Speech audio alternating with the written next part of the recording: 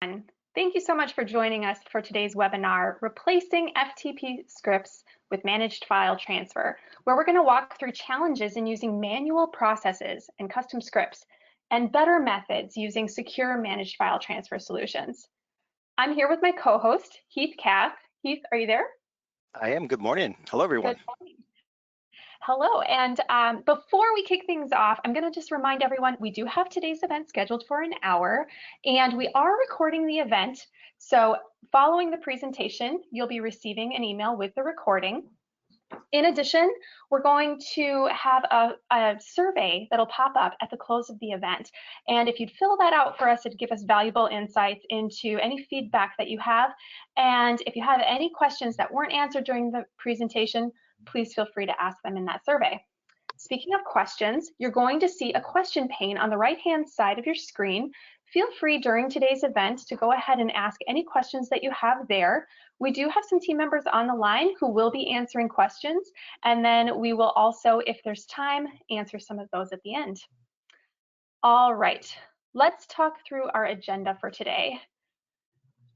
So we're gonna set the stage for the context of file transfers in organizations today. And then we're gonna dive into some of the issues with manual, custom scripts, homegrown solutions, manual processes, and then dive into some better best practices with a secure managed file transfer solution. Then Heath's gonna take us into a live demo of Go Anywhere, and then we'll go wrap up with some Q&A. So I'm going to introduce you now to Heath. Heath is a senior solutions consultant here at HelpSystems, and he works with our Go Anywhere managed file transfer product line. Heath provides pre-sales support and specializes in demos and proof of concepts. He's also a member of our professional services team and provides additional training and assistance to our Go Anywhere users. Welcome, Heath. I'm going to turn things over to you and you can take it away. Sounds good. Thanks, Angela. Yeah, appreciate that. And thanks everyone for your time here today. We really do appreciate that. But we do have a lot to cover, so we'll get started right away. And as I go through these slides here, I'm going to try to keep them kind of high level and pretty quick and to the point. But like Angela mentioned, if you have any questions, feel free to send those chat messages out there as needed. We'll cover some solutions, the mitigations, if you will, around those common pitfalls of traditional FTPs, various scripts, applications, the decentralization, weak or no encryption, auditing, and more. So that's some of the areas I'll be focusing on around the standard MFTs, your file transfers and all that. Each company, regardless of size and industry, requires exchanging information with internal and or external collaborators. Maybe it's payments, invoices, policies, inventories, or maybe quarterly reports. Traditionally, the way to exchange this information has been based on plain old FTP or SSH. These are really no longer viable protocols. Maybe you're using those very popular cloud type services like Box, Dropbox, Google Drive, ShareFile, Salesforce, and so on. Many different services are available and many of them don't have any tracking. They're very limited in security and so forth. Maybe you have non-secure APIs that are opening some security vulnerabilities with applications that are sharing data back and forth. I still come across a few that still use standard email. It's quick, it's simple, right? To add to this list, maybe you're saving information to an external disk or a portable drive and then manually delivering the content yourself. These are also no longer viable protocols, and we need to tighten things up, especially around transmitting potential PII or PHI or PCI information. All that sensitive information needs to be controlled a little bit better. The last item, automated scripts. These scripts could be awesome. They could be complex. They could do a lot, right? However, what we find is that they're typically hard to maintain and manage, and some are very challenging just to use them. So what type of file exchanges are you doing today? Some of the file exchange types are pretty straightforward, such as B2B, business to business, or business to consumer type interactions. This is going to be your automated unintended file transfers, no human interventions. This can be like command line scripting, if you will. The next one is person to person, or maybe it's a mix, like person to server. This is more of that traditional ad hoc type file transfers where users manually taking some sort of action. Maybe it's as simple as sending an email, or even basic FTP tasks to send documents out the door.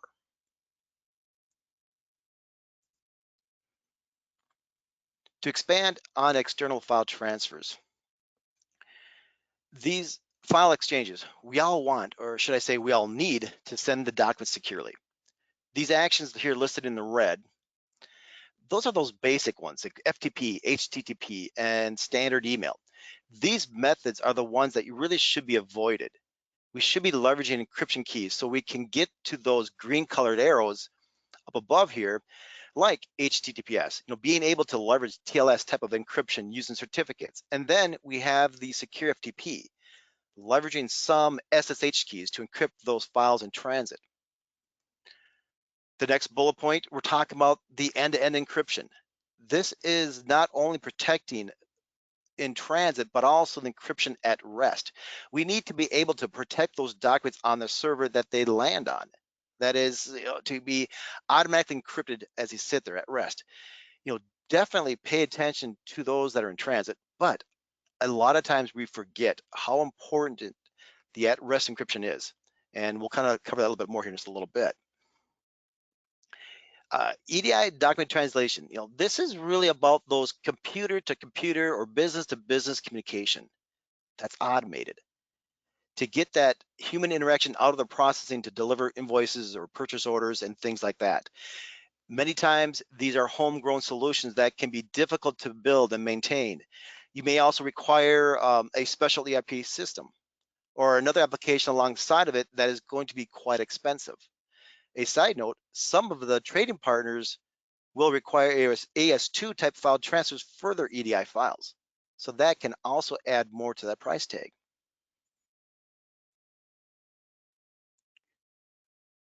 Applications can be created, to transfer files between network shares. Applications could be set up to extract and modify the data. Maybe you have a mix of manual steps combined with some applications. Some of it's not automated. So if it's not automated, then it's prone to those human interactions and human type of errors. You may have a need to transfer files to different servers, platforms, and applications internally. This also can get a bit cumbersome over time, especially if you have different OSs that are involved and that you need to manage. You may also have those one-offs, tools or resources that are not centralized, also making it more challenging to access, manage, and to exchange data with. Encryption of moving information is quite common, either because the protocols are secure or because the files sent are encrypted. But what is generally neglected is the process of encryption and decryption before and after sending of the files. In general, this process is manual, leaving the information exposed after it's been decrypted. Another challenge around this is also the generation of keys and certificates. The process is sensitive and it shouldn't be left to everyone or anyone out there. Yes, the file transfers are internal within the company, that is, but this is really focusing on external file transfers, as the transfers is going from one location to another. Whether these are going to be traditional MPLS lines acting as one entire network or not, this is another security piece that must be covered. Maybe we're doing just regular VPNs, or maybe we're doing things just over the internet. Beyond the security aspect of it, look at the bottom point, talking about the transmission of maybe large files. Maybe you're an architecture firm and you have large CAD drawings or videos or other large file types, and you need to transfer these things internally throughout your network. Well, the latency between those lines, if you don't have the high speed, or if you're dumping a lot of money into your infrastructure as far as the lines are concerned, can be a big issue whether or not files actually fully get across the line from point A to point B. Maybe the communication line is timing out. Maybe it's just taking a very, very long time to transfer those files, so it's very slow. In any case, time does equal money. These are also factors to consider around your file transfers, even internally.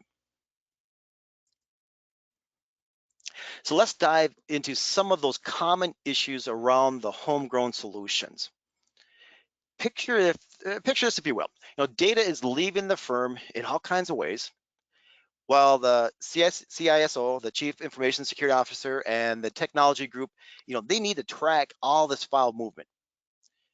You also need to put protection in place. Those protections need to be spelled out in the contract so the outside firms understand what they can and cannot do with that data. So this kind of leads me to the very first problem around development and maintenance. We all know developers are pretty sharp folks, but sometimes those processes that they create can be difficult to follow and understand. If so, this can leave that dependency on a certain few individuals, and that could create delays and maybe could be expensive as you may need to bring in additional resources internally or contracting out if additional help or updates are also needed. Tools could be outdated and misconfigured, and having to maintain these one-off client types apps could also be troublesome, a real pain. Keeping up to the latest security requirements. Earlier I mentioned just a little bit about PCI. Specifically, we think about it using the piece of it like TLS version 1.2. Does your provider meet those requirements? Is your provider a member of the PCI Security Council, which will help them and you keep up to date with those requirements? You may be dealing with several scripts, programs, from day to day or those one-offs. Who is managing all of them? Since you may have so many existing scripts, which one is the right one to use? You may end up finding that it'd be easier just to go out there and actually duplicate the script, copy those programs, or maybe to create a brand new one from scratch. Because there's so many out there, it's too hard to manage which one to use. And you just add to that list. Maybe some users don't really understand the security protocols and how they actually work or what is really required. Those are types of things that we need to make sure you're addressing and doing correctly. We need to make sure your files are being protected, not just assuming or thinking they are. Definitely time consuming. That is to put it all in these different resources to find and resolve all those different issues. This issue or challenge gets multiplied if your solution is not centralized.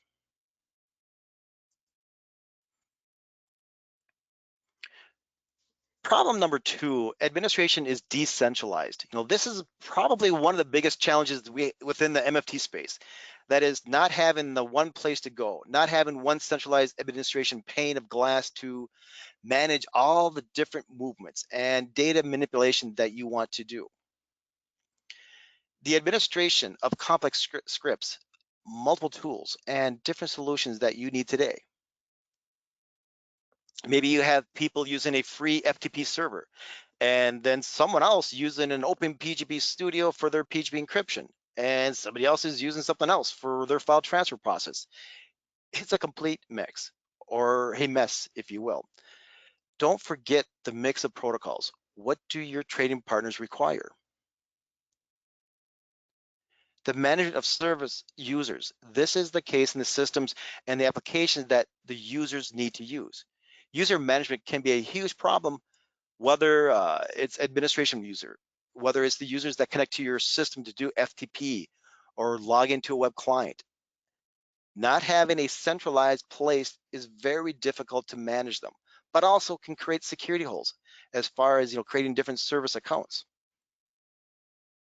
The lack of integration to Active Directory, or maybe it's just too hard, too tough to set up and manage. You need a solution that makes it easy to integrate with Active Directory or generic LDAP or even LDAP managed accounts. If you don't have AD or LDAP, you have at least must have then another option to help you manage the users' profiles, passwords, their accounts. And this also can be very challenging in some cases. Managing the encryption keys, these keys and certificates can be all over the place. Maybe you have your own PK environment for certificates, but you also use Open SSH, some type of servers for PGP keys. And then maybe you generate the SSH keys using PuTTY or something else. The point again, your tools should be centralized, not decentralized. Not to mention, again, who's managing all these keys, who's taking ownership.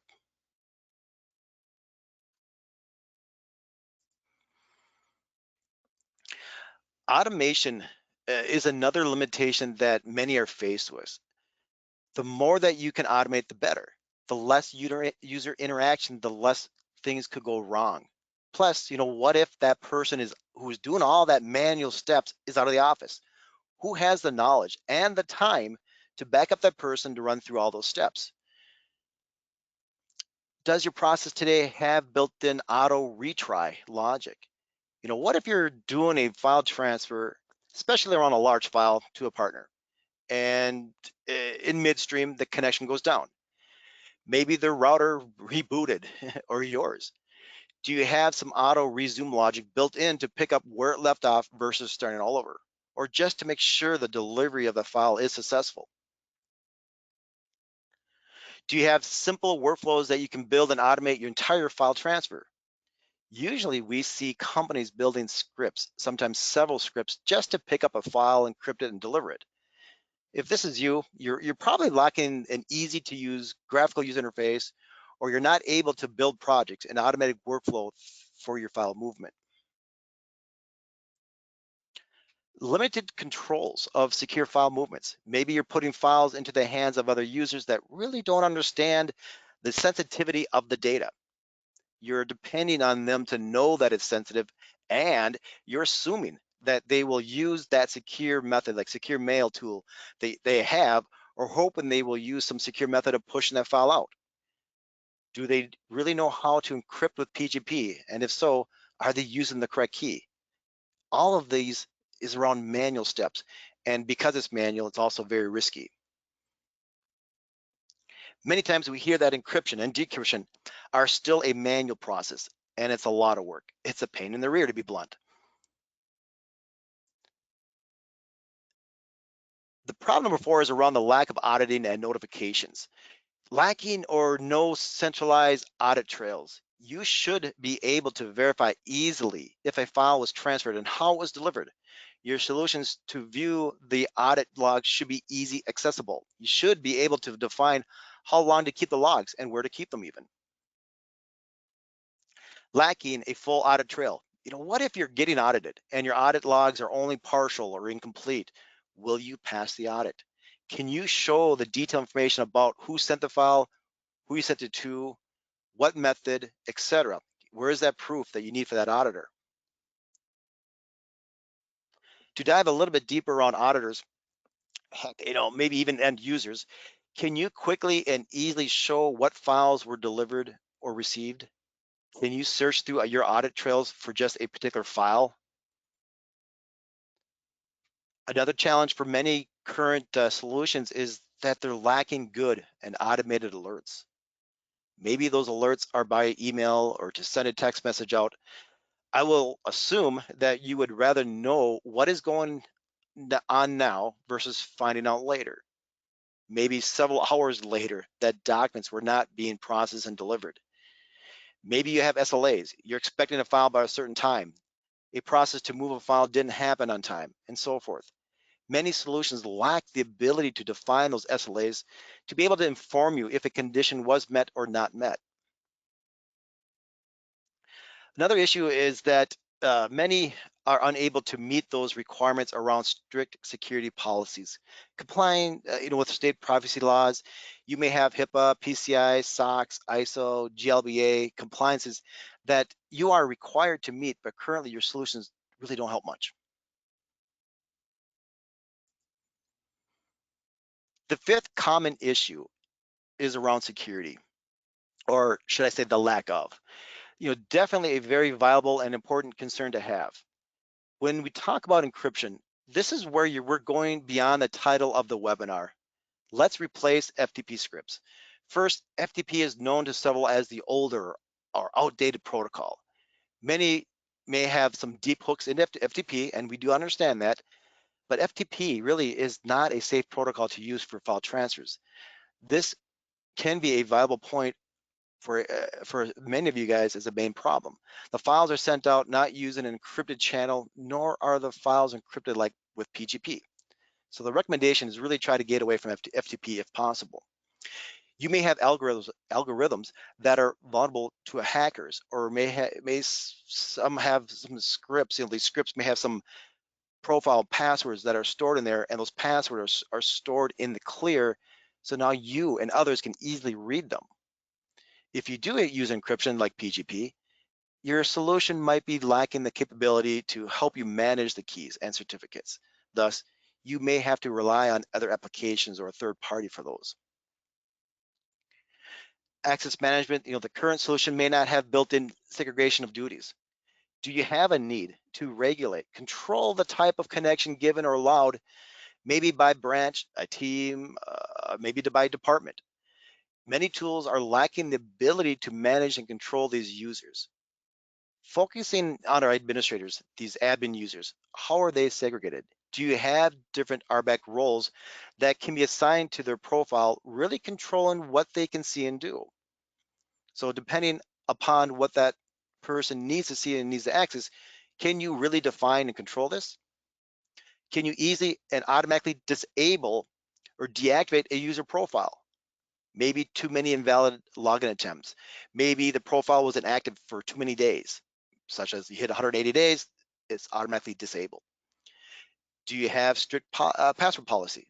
Where, what we hear, I should say, is that many solutions don't have that strict control around the profile and passwords. Their solutions may lack the MFA, multi-factor authentications. A quick note though about MFAs is that this is really a good way to probably get rid of 90% of those potential breaches of your username and passwords. That multi-factor authentication, whether it's a text to your phone, an email, or whatever, it makes it exponentially more difficult for someone to hack into your account. To expand on security issues, from the architecture point of view, I will try to kind of make it quick and summarize here, focusing on the server side, where you have customers, trading partners, maybe remote employees who are now working from a remote office, AKA, right, their home, connecting to your server to upload or download files. This server or this active listener on your end may not have the additional layer of protection that you need to have. From the outside world into your private network, how's that being controlled? How's that being managed? So this image is more of a traditional DMZ server, a gateway configuration, not what we fully recommend. In the middle, we have that DMZ server and possibly that FTP server, the listener. Traditionally, some users or processes will house different folders in the DMZ or store credentials out in the DMZ and things like that. With this setup, you are definitely leaving yourself open for getting hacked. You have all of these users and possibly hackers getting into your DMZ server where all that information is being stored in one location. So this is a big risk. In an upcoming slide, I'll talk more about a more secure way of utilizing the DMZ server that an MFT solution can provide. We just covered, some of the architecture, so I'm just going to expand a little bit more on security here, and I've added 2 more bullet points. We have the availability. Do you have your environment? Is your environment set up for high availability, HA, or disaster recovery? It's that what if. How do you react? How do you recover if a server goes down? What is your process today around high availability? If you're looking into an MFT, the managed file transfer solution, does it have some sort of high availability option in there, built in? Usually this is going to be in a form of a cluster like active-active. If one node goes down, there's another node that's up, so you can continue working seamlessly, allowing your files to transfer as needed. Some solutions lack the ability to prevent or deny service features or brute force attacks. If you're listening, say on port 22 for secure FTP, or 21 for FTP, or 443 for HTTPS, those are going to be those common ports that people or bots are going to be hitting and trying to log in. If so, you should have a solution that has automatic IP blacklisting, checks on malicious usernames, and things like that. So you will need an MFT solution that can provide that layer of protection. Another challenge or problem is around data integrity. Has the data been altered when received by the recipient? Do you have some checksums in place? CIA, and I don't mean the Central Intelligence Agency. What I'm referring to is around security. CIA, the confidentiality, the integrity, and availability. Most of us probably understand the confidentiality, but what about availability? Availability is a security concern. If the data is not available, then you can't work with it. On the other hand, making sure it's only available to the person or persons that need to look at it and no one else. As for integrity, make sure things are not altered en route. Make sure that the middleman is not altering these files in some sort of way before it reaches the final destination. At this point, we've covered a lot, and this is a way to help summarize those common needs to have. Protecting the data that's exchanged. This is going to be obviously making sure that we have that encryption in place. Whether you're using PGP file level encryption, whether you're using the actual transmission protection, we want to make sure that we have those things in place. It's in there, so it's a common need. We also we want to encrypt the data in transit as well as at rest. So those are two things that we need to address and need to have a solution for. Secondly, we want to manage and control those file transfers, from a single site, or as we talk about it, a single pane of glass, a centralized solution. And again, for all those reasons we talked about, we want to have that one place to do your auditing, your alerting, checking on things, all those types of things to where we're not having to worry about those one-off applications. And not only from an auditing perspective, but from a maintenance perspective. We only need to update and keep one tool to the latest and greatest. Ease of use, ease of manage, and of course for security perspective as well. Last but not least, regulation compliant. I think most people in the business, in some way or another, these regulations, compliances like HIPAA, PCI, SOX, GLBA, they will affect you in some way. A lot of this can be handled as far as a regulatory compliance just because of the algorithms and cipher suites, the key exchange of algorithms, those types of things that are available within the product. The next step, though, is to make sure that you're using those steps, using those built-in options to help maintain that regulatory compliance as needed. So why manage file transfer? Well, it's pretty simple. Manage and secure file transfers. Centralized admin, one tool that allows you to build, maintain your file transfers securely, a single pane of glass, if you will, again. Full traceability and control. Again, this gets back to that auditing and the security that can be defined. And of course, automation. Automate your file transfers. No longer do you need to rely on a user to kick off that file movement. Go Anywhere Managed File Transfer is the MFT solution here that is by HelpSystems. This slide kind of paints that big picture of what Go Anywhere can do. It's that 50-foot overview, and pretty soon I'll give you a live demonstration of it, kind of give you the flow of that, moving that file around. This left-hand side, this bulleted list is all about Go Anywhere acting as a client, where you're initiating the file transfers, the pushing or pulling. Set up the automated workflows through a built-in scheduler and folder monitoring. These jobs could possibly pick up new files, automatically encrypt them, rename them, zip them, and send them out the door, and more. Where we got the right side, this is Go Anywhere acting as a service, the listener for your customers, your trading partners, employees, to connect up to your server to securely upload and download files based on their permissions and based on what protocol they can use. Maybe it's secure FTP, or HTTPS, the web client, a nice, easy to use graphical user interface. Maybe using secure mail to send or receive documents that never really go through your Exchange server. What's nice about secure mail, there's no size restriction unless you define one. You can also define expirations and more, and the recipients simply click on a link to securely download or upload those docs to the server as needed. And just to point out, GoAnywhere is pretty much OS agnostic. You can install GoAnywhere MFT on a Windows, a Linux, an IBM, a Mac, and more. We support multiple platforms on-prem, a virtual machine, cloud offerings like AWS, Amazon Web Service, Docker, and we also offer a SaaS solution, GoAnywhere MFT as a service, where GoAnywhere is then hosted by HelpSystems. So we can actually help you then really manage that software and hardware for you automatically.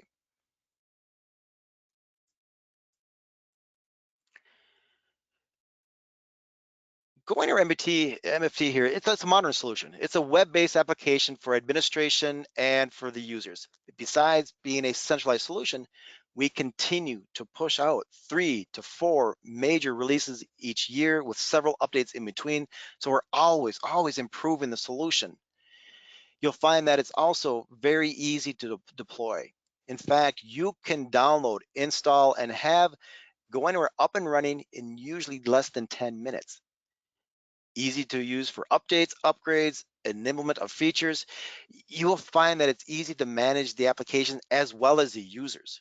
Building the workflows are also very easy, just using your normal skills like drag and drop and double clicking.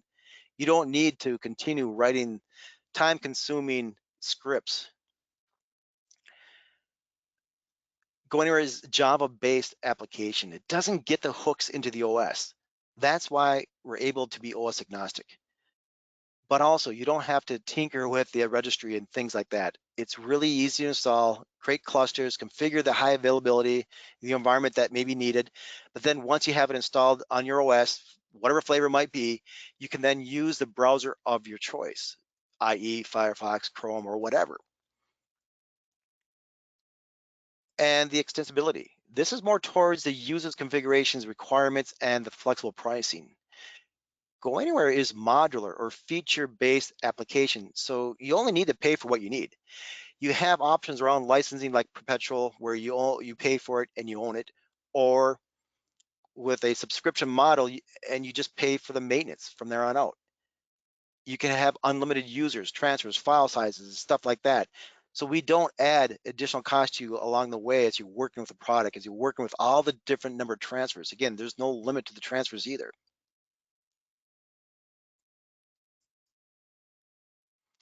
As for server connectivity, we'll talk a little more about this. You'll see a little bit more here inside the demo itself. But as far as how these resources go, these servers that you're connecting to within your workflows to push and pull from, this is another good, easy way for a centralized administration, all from one pane of glass. Again, you can work with it.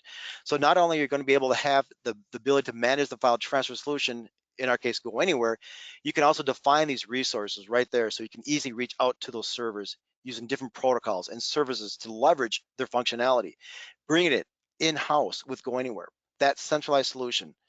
So again, you'll see here how it comes together here in just a little bit. Within GoAnywhere, the advanced workflows, you can also be able to integrate and connect to your web service applications like Box, Dropbox, SharePoint, ShareFile, Google Drive, Jams, Automate, Salesforce, and so many others. I think we now have at least 38 different cloud connectors that you can install. Once installed, these connectors provide an easy to use, task-oriented workflow that is built by simply dragging and dropping. To give you an example, let's say you have Salesforce. Within the workflows, you will be able to add, update, get information about your user accounts, cases, opportunities, and more. You can also download and install GoAnywhere commands and APIs. Once you do that, you can then call GoAnywhere projects, the workflows from a command line or from your own enterprise scheduler. Or maybe you want to make them web service, SOAP and REST enabled. GoAnywhere can use web service type calls to call projects and things like that. So when you're calling those things like we just mentioned here, override variables, run interactive, in batch. Those are things that you can pass in as parameters at runtime to give you additional flexibility. On this slide here, there's a lot there, but for the most part, we already all covered this previously. Plus, you'll see a little bit more in the demo. But we have auditing, inbound services, built-in key management, encryption, admin roles, and so forth. Just 2 more slides, and then we'll get into a demo. So just kind of bear with me here. But another slide here around some of the advantages. Some of this, again, we covered. So just to kind of point out a couple, the customer portal, the web client that utilizes the HTTPS, this web page can be custom for your trading partners, customers, employees that need to log into your server. You will be able to customize it with your own background image, the logos, disclaimers, and customize the layout as well. Even if using this for multi-tenancy, you would like to have different listeners to it, so different images, different connection points, not a problem. You could apply different web clients or images, if you will, to each individual or department depending on that URL you set up. So really making that page look like their own, so it's unique. So it's another cool option you can take advantage of. Also, just to kind of point out, two-factor authentication. This is where you can use a Radius server like RSA, Secure ID, Google Authenticator, Dual, anything that can support Radius, the protocol. Or we have a couple options of TOTP, the time-based one-time passwords options, where it's the traditional TOTP like Google Auth, Dual, or Microsoft Authenticator. Those apps on your phone can be easily used. Go Anywhere also has a built-in option, so you don't have to rely on a third-party app to send out that one-time based password via an email or a text message also.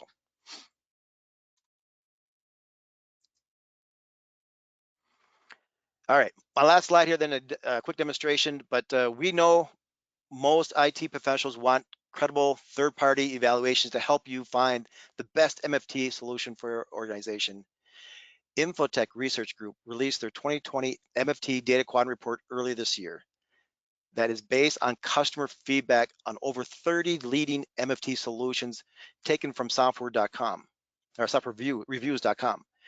And the second time, 2 years in a row now, Go Anywhere was placed in the leader quadrant and earned the #1 spot with the highest composite satisfaction score and net emotional footprint, which really, it comes down to really measuring how our customers feel about us. Compared to other products like IP Switch, MoveIt, GlobalScape, IBM MFT, Citrix, and so many others. Areas, by the way, that Go Anywhere really stands above others are from like values created, number and quality of features, ease of implementation. Go Anywhere also received top 5 scores in vendor support, ease of data integration, IT administration, customization, and the availability and quality of trainings that we also offer. And to learn more about this, we have a full report from them, put it right there on our website, so it's easy to access. All right, so let me go ahead and bring up my screen for you.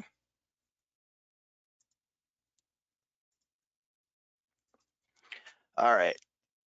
So what you're all looking at here, by the way, this is the point of view as an administrator. When you first log in, you'll have your own dashboard. It's a great way to see what's happening on your server, what's happened recently. Again, this is for your admins, and each one of you, each admin will have their own personal layout, so you can change the layout, and you can pick and choose what gadgets, what information is being displayed on this dashboard. Again, you can see quickly your jobs that have run for the last 30 days, if you want that there, recent completed jobs, the statuses, and even links. We can jump right into the job log from here. It's interactive. You can customize these gadgets and displaying different lengths of data, different time period that is, or even different types of information. So maybe you only want jobs that are successful versus terminated or whatever it might be. You can see services. So if you have those listeners up and running at a quick glance, you can make sure they're up and running.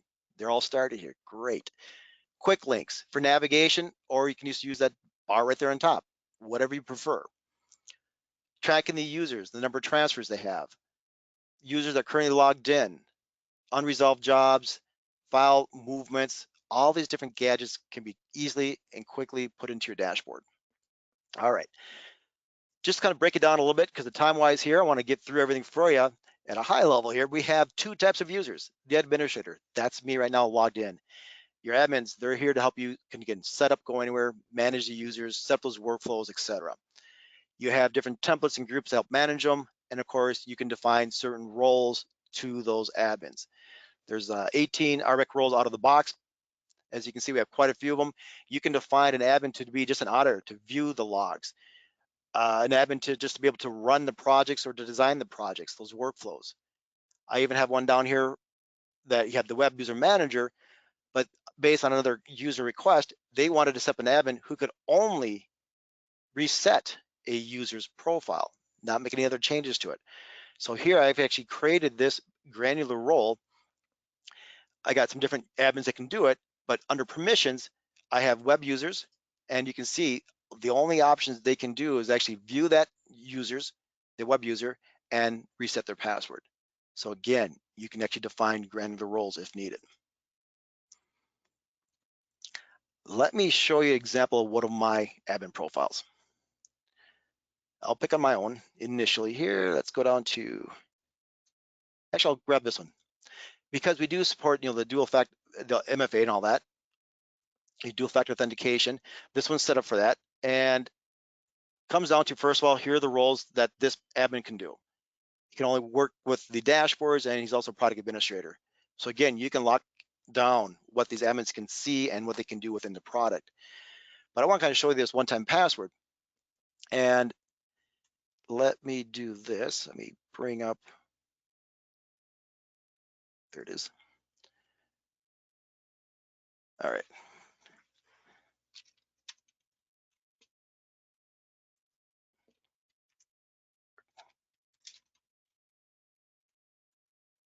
So if I show you really quickly here, I have it all set up for me. I'm going to demonstrate that, use that profile right there. So HK_duo.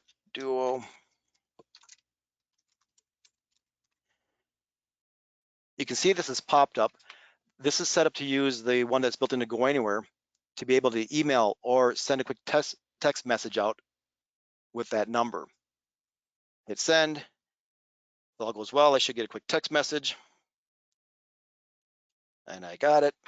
And of course, then I get the fun of typing the number in there, and it's a 6-character digit. But of course, I did it wrong right away.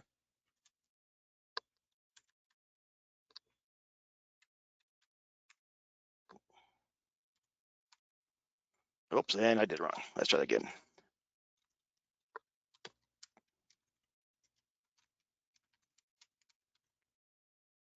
Yeah, one last try. If it don't work, I give up. Just because of time-wise here, HK_duo.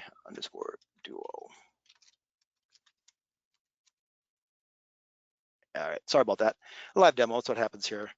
But anyway, I would get a 6-digit character code to actually log in. No big deal there, just to show how it worked, but it just didn't work on my end, my typing skills for you.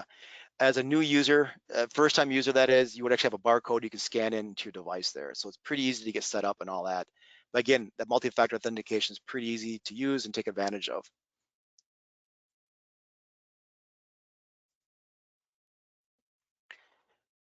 Now, the other type of user is around the web users.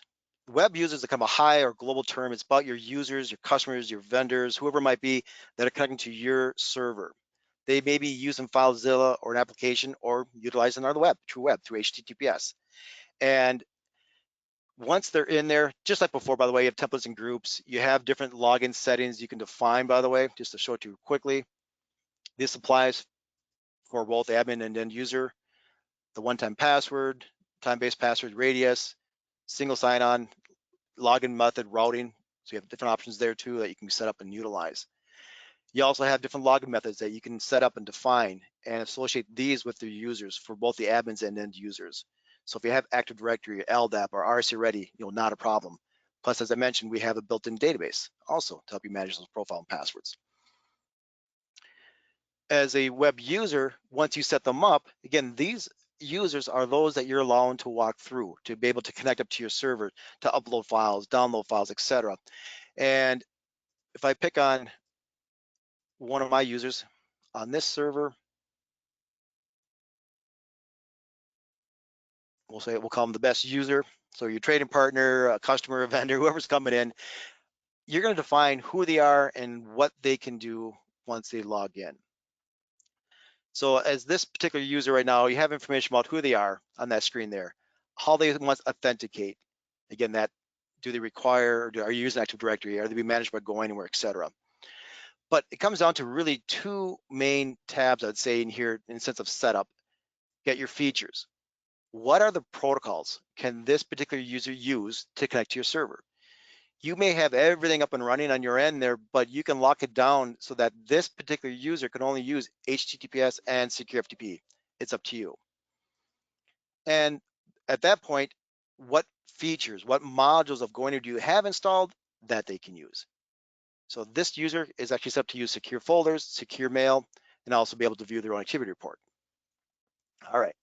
So when they connect up using secure FTP or HTTPS, what can they see? What folders can they get a hold of, right? Get access to and all that. We have a home directory. This is associated to the unique user ID that that profile is using, the person's using there. And I have just the list permission defined. So I can only list things, but I do have two virtual folders. Virtual folders, these are just pointers. So this inbound is a made up name pointing to some path below it that the end user will never see. So you're keeping this path completely hidden from them. This, by the way, inbound is actually pointing to a remote server. You actually are able to point to different locations locally, shared drives, remote server, S3 buckets, etc. Outbound, this was defined locally. And again, look at those permissions. What can that user do on that folder? Here I have the list, upload and overwrite. That's all I can do. Again, you are able to lock that down pretty easily. Outside of that, you can actually define different IP filter rules. You can control the time of day, day of the week when they can access this and so forth. So you have different options you can actually set up for that particular user. And to kind of give you a little example here, let's let me back up for a second. So the features, right? These protocols, it's really easy for you to set them up and manage them also within Go Anywhere. Under Service Manager, this is where you're going to set up those listeners. HTTPS, secure FTP, etc. Go fast, by the way, this is just another protocol we have for secure file transfers within Go Anywhere for a little bit faster rate. But taking a little deeper look here at HTTPS, really quickly, let me dive into it. And we have a couple different listeners set up. Just want to point out, again, you can define the port number. You can also take advantage of different protocols as needed, different cipher suites, and even set up that certificate. What certificate is being used in the back end there, of which can be managed, by the way, within Go Anywhere, within our key vault, which we actually bring up here. So it's really easy, again, all centralized for you. All right, like I said, I kind of want to walk you through some examples here, some different things you can do to actually work with that workflow, to move those files around. And my example will be taking advantage of using an existing key within a PGP key.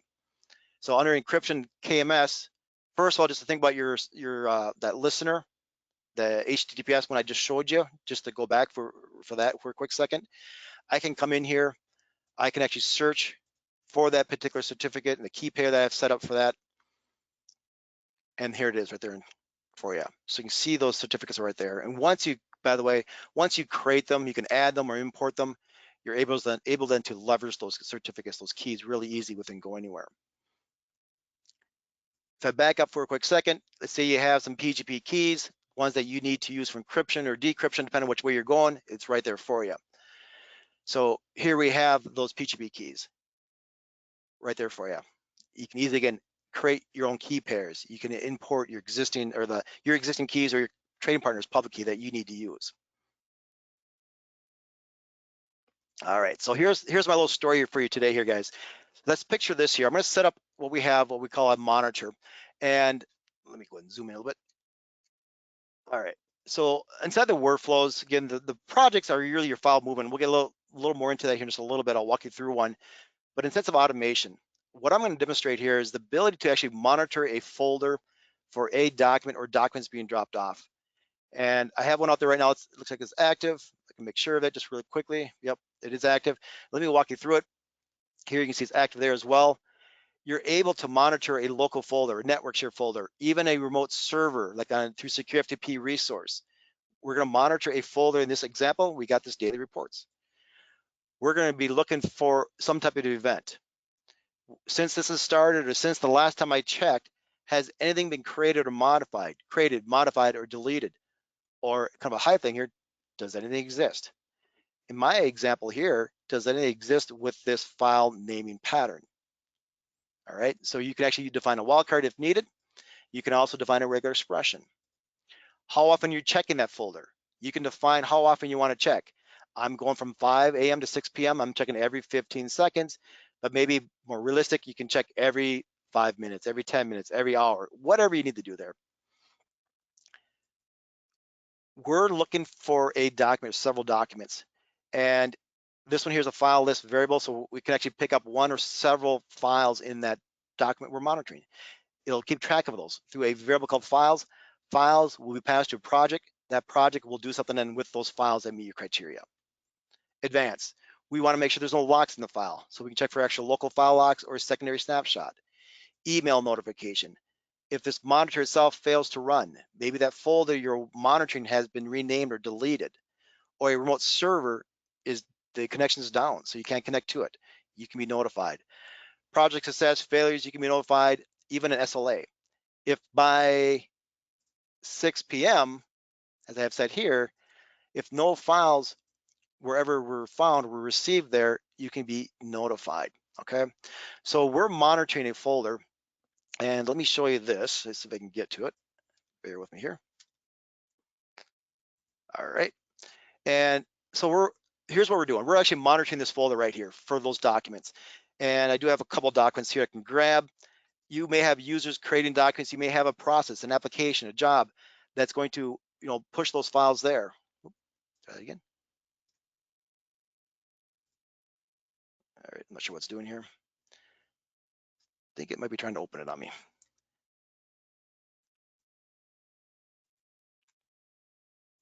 All right, we'll keep talking. My PC is kind of locked up on me. All right, it's coming back. All right. All right, let me grab those two documents and I'm going to copy them in there. All right, so they place the documents there. And again, that could be a user doing it. It could be a process. They're right there on top. As I'm refreshing them, if I catch it really quickly here, that monitor is going to fire off and actually rename them. So they were just renamed and now they're gone already. So it was a quick second there. So what happened here is that in the back end, again, we're monitoring that particular folder, and then a project was fired off. A project that can automatically pick those up, the documents up, and do something with them, whatever it might be, right? It could be anything. And what happened here is that, long story short, because of time-wise, we're going through it. We have a temporary space to put things into, to work with it, by the way, just like it's part of this job. If you're on the high series and IBM and all that, think of QTemp, like a library, temporary spot. Rename. Here's that variable called files. Let me zoom just a little bit for you, right there. That came from that monitor, right? So that variable called files is keeping track of all those documents that were just uploaded to that particular folder that I picked up. At this point, I'm zoom down just a little bit here, zoom out. I'm keeping track also the number of files to a variable. So I'm creating some variables here in the bottom, the number of files and also the files to be renamed. And I'm going to encrypt those files. So now I am actually using that variable I just created in the previous step called files renamed. By the way, that's right there in the right corner. Files renamed right here. All you have to do is drag and drop or double click to fill in that parameter. So it's really easy. We'll format it for you automatically. And by the way, there's also some built-in help that's outstanding within Go Anywhere. You'll find some really good detailed information very quickly by clicking that question mark. Plus, you can also get additional help by scrolling down and seeing examples, etc. And so I'm going to encrypt those files. I'm going to encrypt those files with a key that's right out of my KMS. So something you've set, created or actually imported from the trading partner. Select their key. Where are you going to put those files? You can put them into this temporary workspace, but note you can also deliver them to some other location, a local drive, even to a remote server through what we call like a resource, SFTP resource, where I can deliver them directly to my business partner. But what I'm doing here, I'm putting them to a local space. I'm keeping track of them, original files, encrypted files, etc. And the reason I'm doing so is I'm going to show you some different options you guys can do. It's up to you again. I could take those encrypted files that were renamed and deliver them using secure FTP. I select my server, my trading partner, who I want to deliver to. That's the resource. I could also, and by the way, here's that put files, again, just using the variable. And that destination, just to show it to you, when you browse, it actually connects you to that remote server. So I'm on that remote server. I'm on my trading partner server. And from there, I can navigate to that folder where I want to drop them off at. I could also email out that file.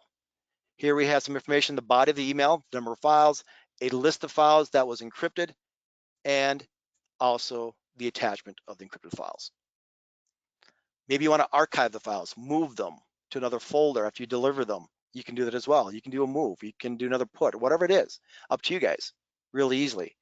Again, I'm utilizing the variable, so it makes it really easy for me to do that. And at the end, I'm going to delete the workspace where I kept a copy of those files. I also have some error handling built in, where if something fails, it's going to run this module down below to do something. And you have over 150 different tasks, different actions you can do now, not just a simple put. I could actually do an email, send an email out indicating, what job failed, what's the error ID. I could also include a job log right away. So that's all being done automatically within that process there. And let's just see if I got it or not. Here's that email that was sent out, listing those 2 files that were sent and also the actual files themselves, just things you can do. All right.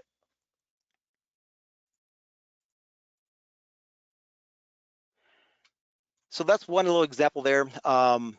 We went through it, again, monitoring the folder, picks up those documents, automatically moves them, removes the files once it processes them, etc. You also have the end user who logs in. So this is another option you can do. So let me log in with that best user profile. I want my caps locks on here. Nope, best user. And when they log in, those virtual folders you saw earlier when I walked through that settings, they're listed there. I can't navigate, I can't browse. And my inbound, if I go to that folder, you're gonna see those 2 files that I picked up that I was monitoring that I renamed and encrypted right there. They were delivered to my business partner. So now they have easy access to them. Maybe they want to instead send you something. They could actually do an outbound. So if I go in that folder, they can actually easily then drag and drop their document into that folder or documents. That'll actually show them a little confirmation that once it's uploaded successfully, and you could have a trigger in place, a third piece of automation that can react to it instantly to send out some notifications. In my example, I do have an email that will be sent out to me indicating what user just uploaded a file and what file they uploaded. So it's different things you can do. Email is probably a very easy thing to do, but you can also rename the file, move the file. You could actually call it workflow project to do more, but here's that email. Here's the file that was just uploaded, the size of it, the name of it, the location, and also information about the user who just uploaded the file. Just something you can do as well if needed. All right, I know we just have about a minute or 2 left here. Time does fly, but as I'm working, as I'm doing all this stuff here, just note that everything is being tracked, everything is being written to an audit log. If you're doing to use secure mail to send out emails securely, it's all being written to a job log, not a problem. Here we have the file audit. As I mentioned, you can search for file names. You can search for a particular user or resource, exactly what's been done. But here are those 2 files that I encrypted. Completed jobs, these are workflows. The automation piece that you set up, it's all being tracked, all being written. You can export the information. You have options right to a syslog server, and you have the option to break it down by protocol type. I just showed you HTTPS there when I logged in and I uploaded a file, and you can drill into it and so forth. All right. Typically, I'd like to show a little bit secure email just because of time we're running out. But just to mention along secure email, you can also use secure email from a plugin, use it within Outlook. So if you have Outlook, we do have plugins there for you where you can easily write compose and send out those documents securely. Or you can do a request file where you can send out a link to a recipient with an upload link, and they can upload documents to your server. Once they arrive, you will get notified. So there's a lot of flexibility. So if you guys want to see more on that, please reach out to us, and we'd be glad to do a demonstration for you on that one. All right, let me get back here.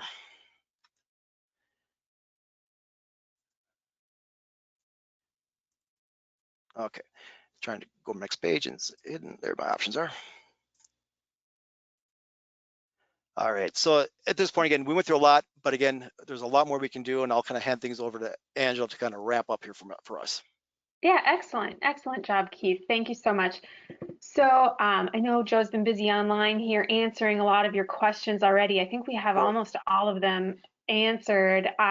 One did just come through. We'll go ahead and answer a couple of these. If you'd like to hang on the line, please feel free. Otherwise, if you are going to drop off, again, if you could fill out that survey for us, that'd be very helpful to request any feedback. And then also, if you have any additional questions that you didn't pop in to the question page today, please feel free to answer those or reach out to us in any of the avenues that you see up there on our screen. And then, so Heath, I do think that almost all of these questions were answered. And so I see, I think we might be good actually. So if there are any additional questions, please feel free to send them our way. I know we're just a little past the hour here, so we'll go ahead and wrap this up. But thank you everyone so much for joining us, and that's a wrap. Thanks, everyone. Have a great day.